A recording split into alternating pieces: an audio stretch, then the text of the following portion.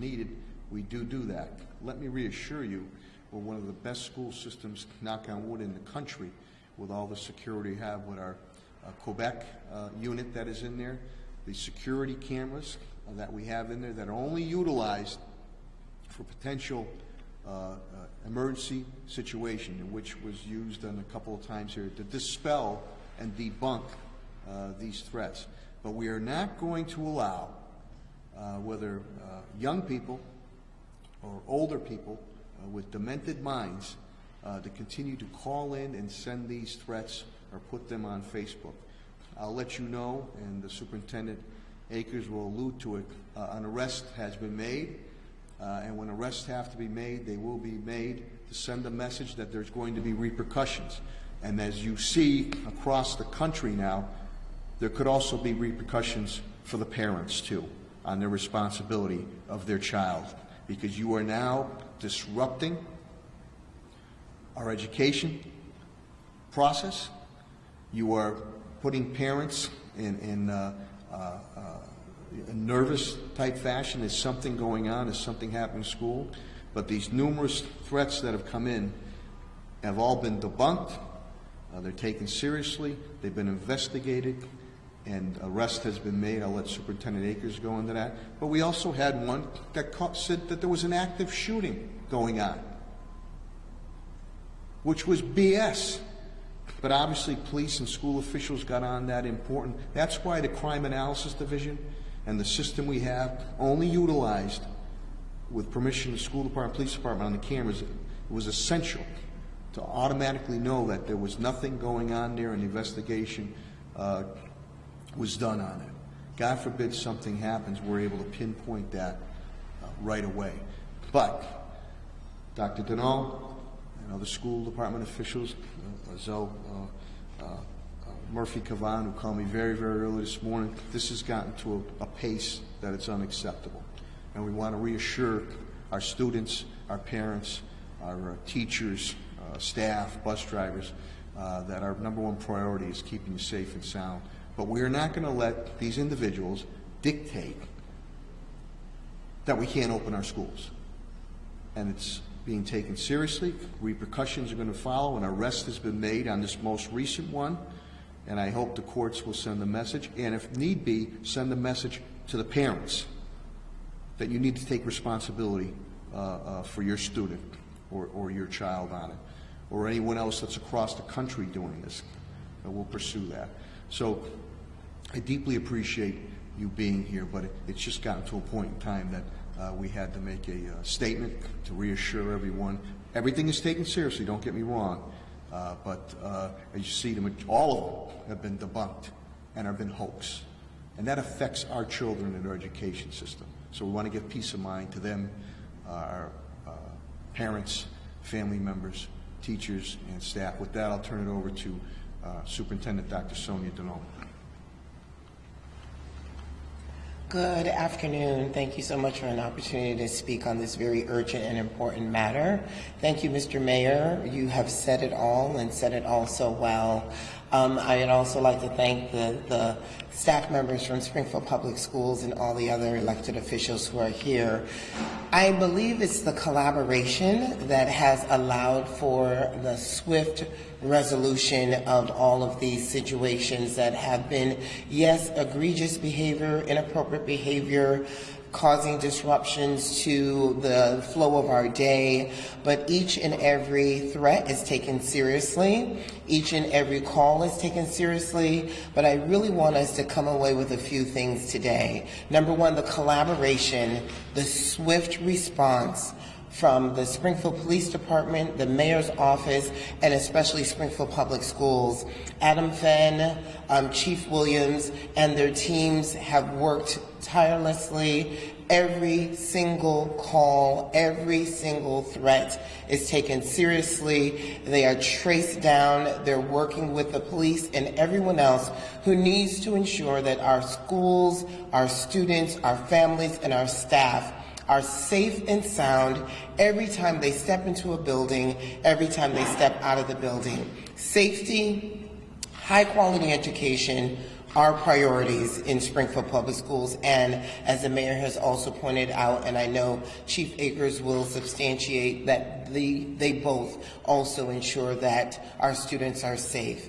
We are a restorative justice school, and we do practice restorative justice strategies. So we are holding all of the students accountable for repairing the harm that they have caused.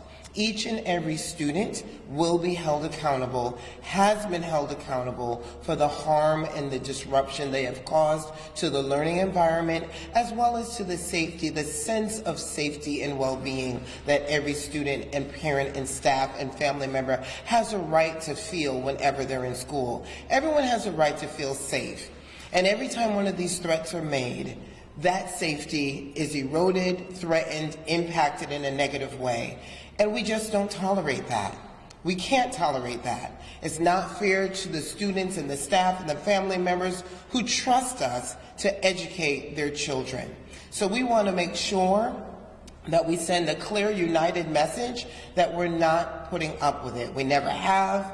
We won't continue to. We will make sure that our response is swift, and we will make sure that the school system will hold every student accountable to repair the harm that they have caused. So thank you again for your time and attention. Thank you to the community for making sure that they're holding their own children accountable for the behavior that they exhibit. And I truly, greatly appreciate the collaboration between the city and the school department. We are all working together to ensure the safety of students, family, staff, everyone who enters our school buildings. Thank you. Thank you, Dr. Durrell, very much. Thank you, Dr. Durrell. Well put. And again, this is not kids' play here. You can put people in very, very serious situations. And an individual and his dedicated men and women in blue who are always dealing with serious situations to keep people safe and sound is Police Superintendent Larry Akers. Good afternoon, everyone. I just want to highlight a few points that happened this morning. Some of the things have already been spoken about by the mayor and superintendent and all. But this morning around 2:06 a.m., our dispatch received a call from Facebook security about a possible bomb threat at Chestnut Middle School. This information was relayed to our real-time center and then to our captain of the watch, and we immediately began investigating this threat. It took approximately 20 minutes, and at that time we had somewhat pinpointed a possible person responsible for the threat. It was verified at about 3:20 a.m. That we knew where the threat came from, we knew who sent it, and officers began to continue to investigate what was going on. The officers, along with the fire department, I believe some school personnel, went and we started looking into the buildings, searching the buildings, making sure everything was okay, and found that everything was clear at that time. Later in the day, about 9:40 this morning, an arrest was made of a 14-year-old male for posting these threats to do harm to the school. Our crime analysis utilized the exterior school cameras throughout the morning to make sure that everything was all set, everything was in order. And that young man was taken into custody. Yesterday, just to let you know how serious this is, yesterday, and I think the mayor alluded to it earlier, that we received a phone call that there was an active shooter in the Springfield Public Day School, which we were able to check the phone, find out what number it came from, and it actually came back from someone that worked in the school, and then we found out that a student had actually taken that person's phone and then made the threat. In that case, our crime analysis unit did use the school cameras and didn't see any type of criminal activity at all. And I like to emphasize that You know, I know that there's, you know, differences of opinion with the school cameras and, you know, when we could use them, what we're going to be using them for. But this was one of those cases that we were able to utilize those cameras to make sure that we were in there before we sent officers in there to see that there was no crime, and it ended up being a hoax call, which absolutely changed our direction of our investigation. And it was very helpful for us to be able to look in that school to make sure that there was no harm being done while we were on our way there.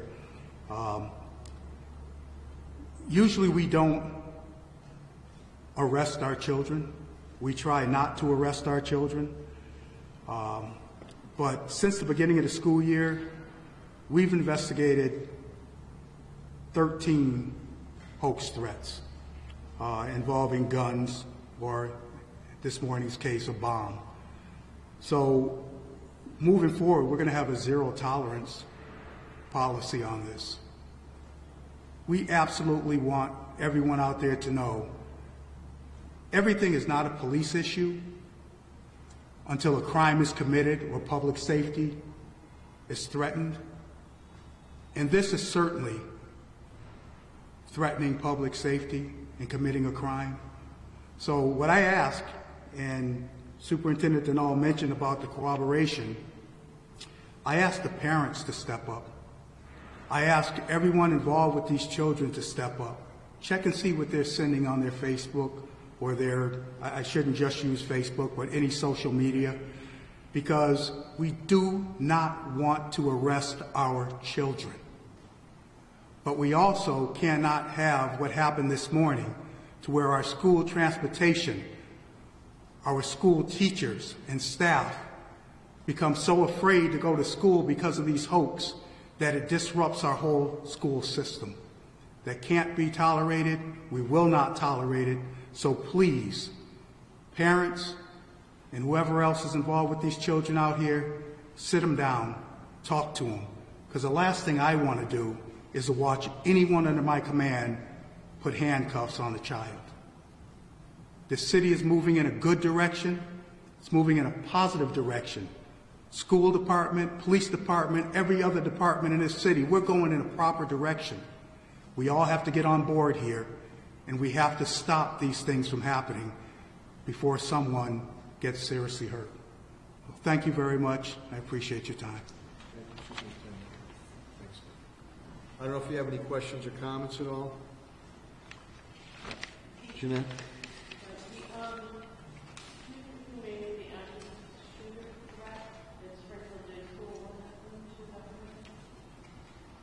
Would you, Dr. who wants to say? Well, as far as the police goes, nothing happened because he's below the age to where we can enforce any law on that child. So we had no more further investigation than that, other than turning it over to the school department, and they'll take their own action. I believe he was 9. But Dr. I don't know if you want to say anything. But that's where the parent stuff has to come into play. And so clearly, all of our students are of importance to us. Their mental health is very important to us. A child at that age, first of all, stealing a phone is a concern, and then calling in that threat. All of those are signs and symptoms of a deeper issue. And so we are a restorative district. We do believe in holding students accountable for repairing the harm that is done. Disciplinary matters and actions are confidential, especially due to his age, but rest assured that the staff in that building moved swiftly to assess the situation, determine what type of mental health support he needed, as well as ensuring that he did his part to restore the harm and to ensure that he was held accountable for the disruption that he had caused that day.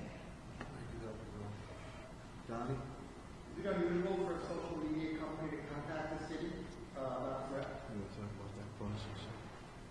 It's not really unusual, but they, you know, when it's a serious threat like that, they don't tell us a lot.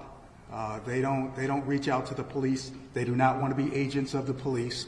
But in a situation like this, we did get the call, and it was very helpful in making sure that we could determine that there was no harm that was going to be done at that time. I don't know. I can't read anyone's mind. I don't know what the person's mindset is, but if social media would reach out to us, the more, the happier we are. But no, they do not want to be the agent of the police, and I don't expect them to. Has this happened before? Yes, we've had this before, and at least I know one recent case we had that before, and it helped us investigate the case to make sure that that person that made the threat did not have the means to carry out that threat. And as Dr. Denal said, I just wanted to say, the police department, we won't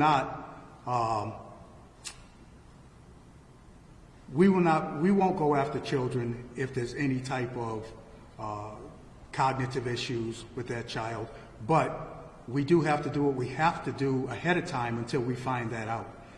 So we won't victimize cognitive issues. We won't do that. We just have to make sure that everyone is safe in that school.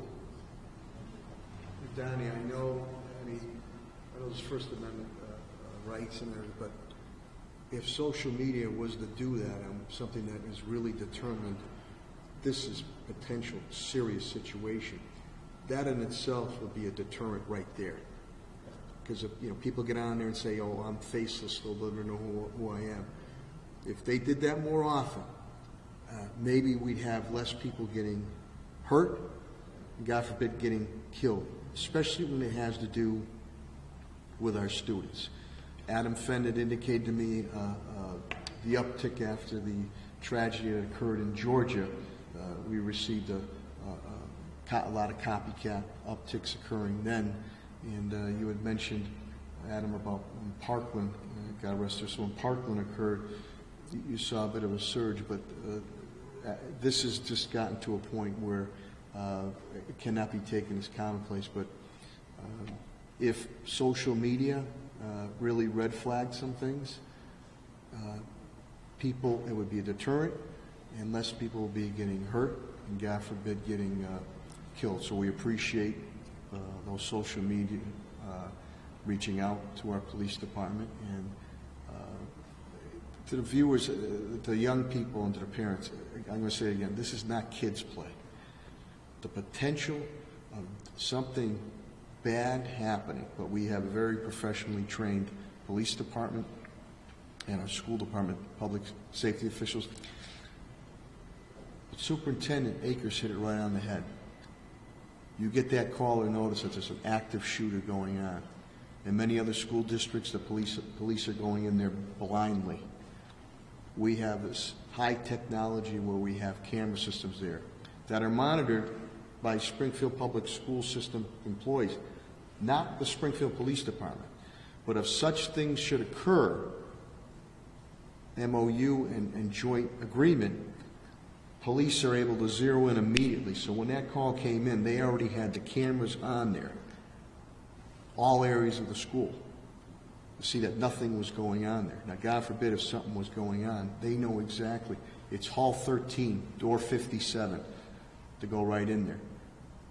And our Springfield Police Department is what I mean in a good way, is an attack police department. They're not going to stand by the wayside. They're going to go in to protect our students, teachers, and staff. But Donnie, you brought up a good question. If social media would do that more often, I think a lot of people would say, "Oh, I'm not gonna do it," and that would be a deterrent. And if somebody really was looking to do something, he or she can be grabbed. Last thing I'll say is, as Dr. Denault indicated, Superintendent Denault and Superintendent Akers indicated, we are not here to, mental health challenges and that. We want to assist where we can, but the number one objective is not only educating our children, but keeping them safe and sound on it. So, we hope that we don't have to have these instances anymore, but Dr. Denault, Superintendent Akers, school department officials have indicated it's just gotten to a point that it's just being too commonplace now. And to this day, early this morning, bus drivers didn't think they wanted to come in and drive our kids. Teachers and principals, they didn't want to come into the schools. You can't let these people win. So we take it seriously, but they're hoaxes and debunked, and I hope they stop or lessen. And, God forbid anything's happened, we're well prepared to handle it. But thank you to all the media members here, because this is important and it really needs to get out. Yes, Chris. Excuse me, you were speaking about staff, teachers, and families. How does the district or the city work on communicating with those stakeholders so that they are apprised of the appropriate information that they need? They receive this information long before the press and long before the public. So our internal communication protocols dictate that we communicate with the city first and foremost, and then the school committee, and then internally to our staff. Chief Azel Kavan and Adam Fenn work very closely together to ensure that all communication is swift, immediate, accurate, and we most definitely ensure that our principals and staff members know long before the public knows. Yeah. Thanks, Chris. Any other questions or comments? Yes. Any of the, either the direct day or the 13 others, was school have to be let out early or students let out early or anything like that? Not that I'm aware of, but okay. Not that, no. The response is so swift. I mean, before, it's kind of like throwing a rock up, and before it hits the ground, Adam Fenn, the police, the city, they're on it. They're on it. They really are. There's a tight communication protocol. We are fully aware. We actually sleep with our phones on because we know at any minute we would have to respond. And I really, truly credit the collaboration between the city, the police department, and the school department, and how swiftly these things are dealt with and fully investigated before anyone is even aware that there was a situation. But again, we make sure that the city is fully informed, the school committee is fully informed, and we make sure that we communicate that it was dealt with thoroughly. We communicate internally the outcome, and we ensure the safety before the bell rings every given morning. We ensure that the safety is in place, and I credit the communication as well as the collaboration with that. And then just one quick follow-up, are there any other schools other than the two that were mentioned today that you can figure out that where these folks threats were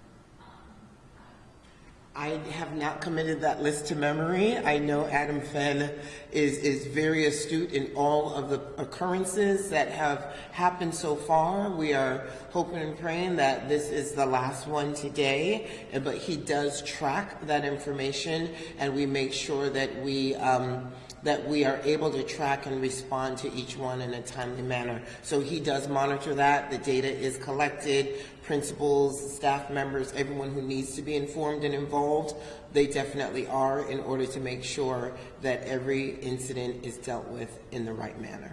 We try to be proactive, Yep. not after the fact. Well, after the fact, this was done, that was done. You hear it in other tragedies that occur across the country. We want to be proactive, and if that means at times that you might have ruffled some feathers. Well, I'd rather ruffle some feathers and keep people not being harmed or, God forbid, anybody being killed, than saying. You got to remember, these decisions are well thought out, and police are going in at times where you have to make split-second decisions. We're thankful with the camera systems and the collaboration that we have. We get a multitude of information. Again, this started about 2 or 3 in the morning.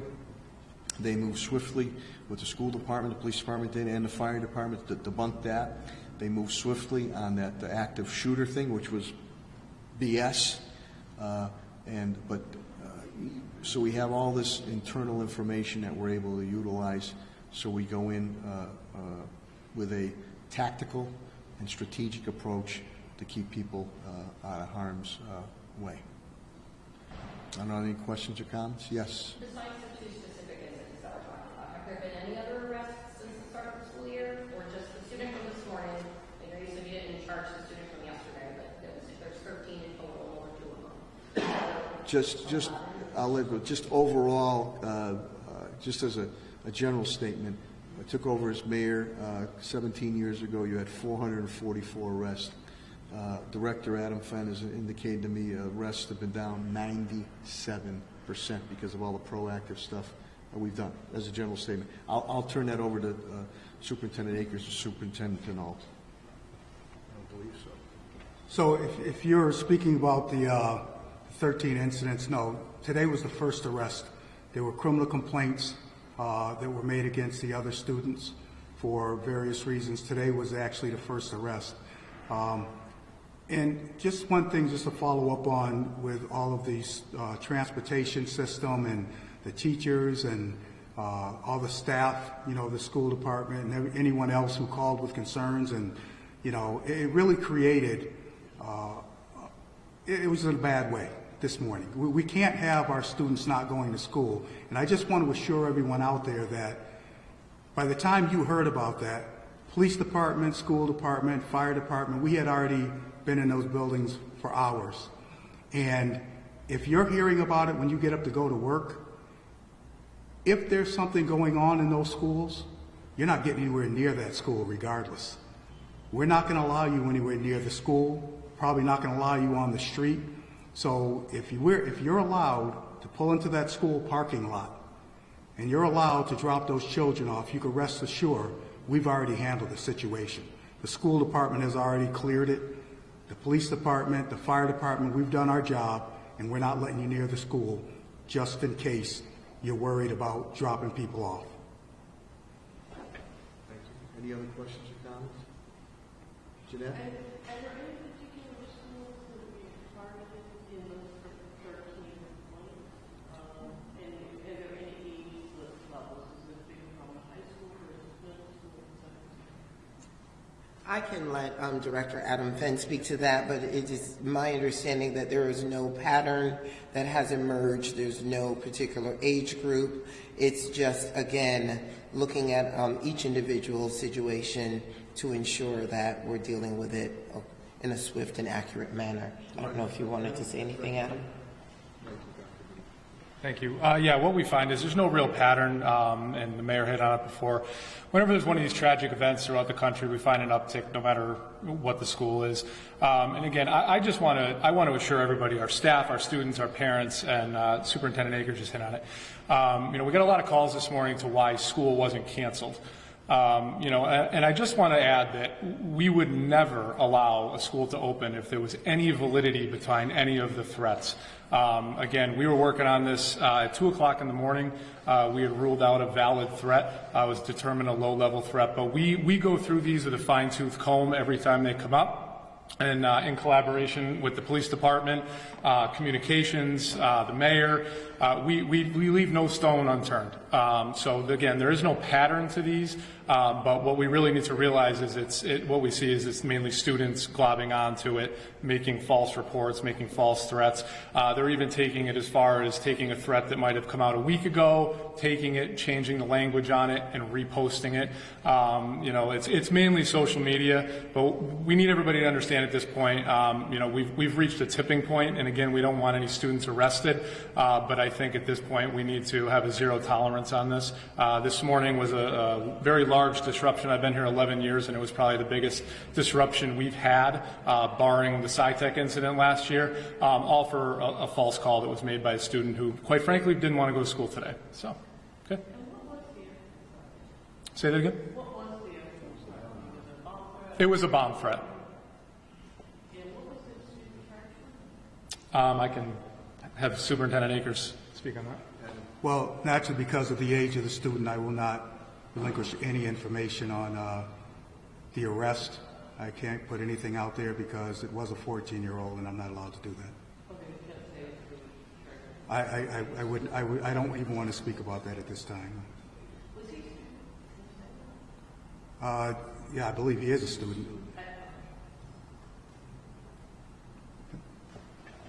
Any other questions or comments? Again, thank you very much on such short notice for all the media identities to be here. Because as Adam, Director Fenn put it so eloquently, it's a tipping point right now. And we want our children, our students, we want them in school, learning. And they're going to be safe. So you cannot give these false threats give them credibility to say that's okay to be shutting schools down. As Director Fenn indicated, Superintendent Akers, Superintendent Dr. Dono, if there was any type of public threat, we know what we have to do at that point in time if a school had to be shut down ahead of time. These have, after thorough investigation and quick action by all the officials involved, there was no need for that. But again, social media, like wildfire, it spreads. And many a times it spreads misinformation. People panic. You know, I have 2 daughters. They're older now. They went through the system. But, you know, you're thinking about your kid. And that misinformation goes out there. I'm going to get my kid right now. Or my kid's not going to go to school today.